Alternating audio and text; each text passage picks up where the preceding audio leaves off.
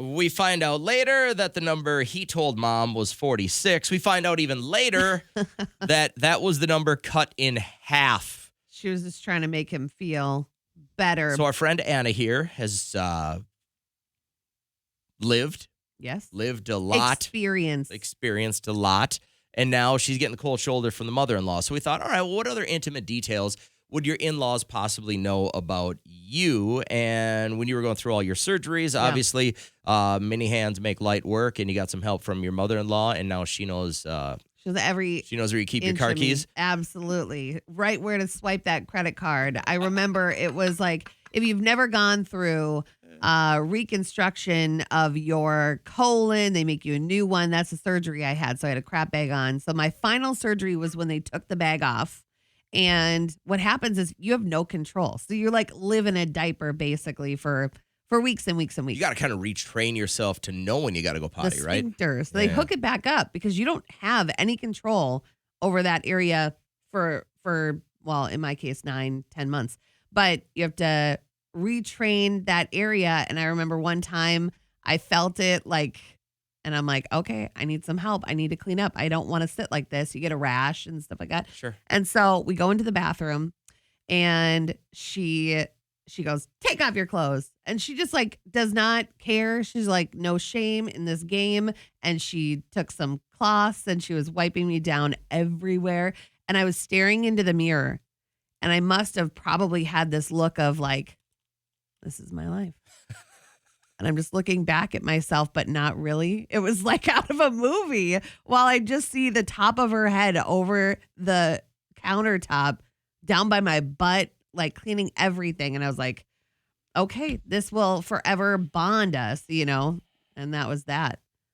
And I forget about it. You never talk about it at all? No, it was like Fight Club. You don't ever bring it up again. But sometimes I'll be sitting there and Thanksgiving and I'll look over. I'm like, God, she's seen everything. Everything. But I was grateful. Well, I can't probably top that, but I can give you something that's comparable. Yeah, please.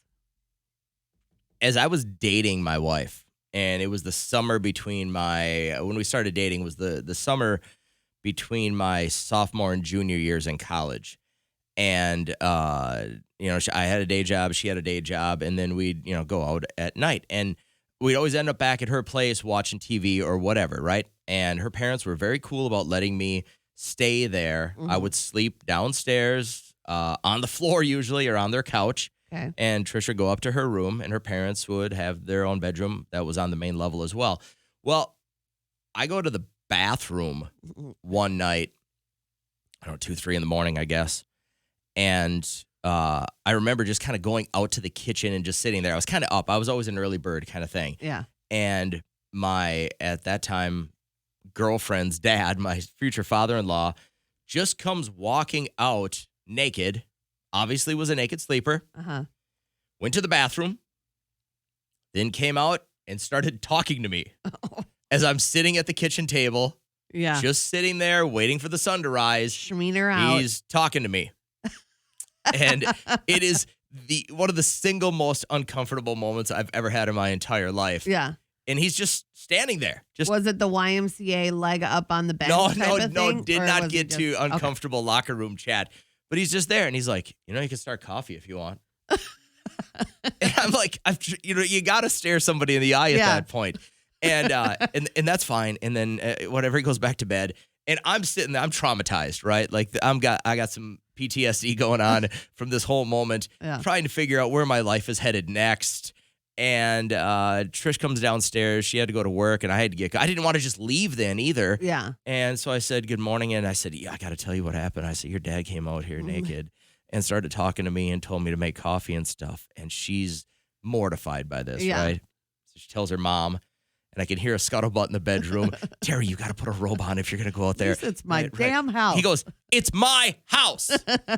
And he was stuck on the fact that he was going to walk around naked in his own GD house whenever he wanted to. Yeah. And no punk kid is going to set him off on a course that he doesn't want to be. He doesn't want to wear pants. Yeah. He's not going to wear pants. And I still ended up marrying into this family. You got the worst out of the way. Now, almost rivaling this is Skylar's story. Now, I want to read back the text. I would love, Skylar, if you could call and explain this. He's too embarrassed to call. Is what he dude, texted. I think you can call, and we won't say that your name is Skylar. Yep. And anything like that. But if you don't call, we're telling the story next. I would love for you to be able to tell it, though, because I think it would come better from you. And anything else you want to share about your in-laws next in the Playhouse. Last night we let the liquor talk. I can't